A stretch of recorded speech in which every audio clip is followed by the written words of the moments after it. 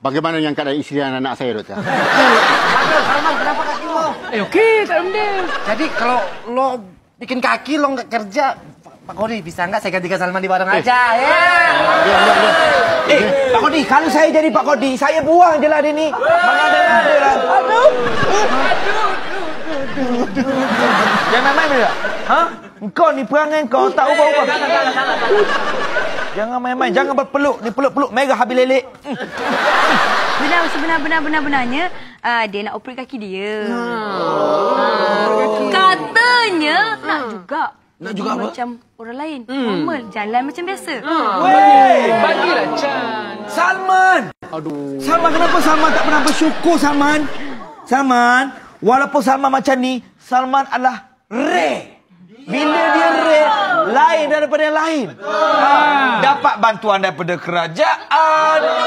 Lepas tu, ada stiker, parking mudah.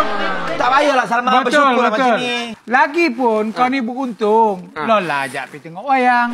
Aku ni manalah pernah Lola ajak pergi tengok wayang. Engkau ni adalah orang yang istimewa. Betul. Jadi korang semua jangan bimbang. Kerana saya adalah doktor pakar yang bertauliah. Dah banyak pasien yang saya kerjakan. Kerjakan? Maksud saya selamatkan. Orang kampung, apabila saya tengok dalam keadaan macam ni, doktor ni seorang yang sangat baik hati. Bila digabungkan dengan Salman, nampak seperti dalam filem Lord of the Ring. Ini adalah seorang puteri dan ini adalah Frodo. Ongkosnya, berapa ongkosnya? Tolong beritahu berapa Anggaran dia dalam 50 ke 100 ribu lah. 50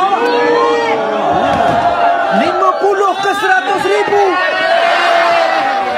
Pak Din, apa gila Pak Din? Sampai 50 ribu Pak Din duit nak ubat kaki Salman. JKK kita ada berapa sangat je duit?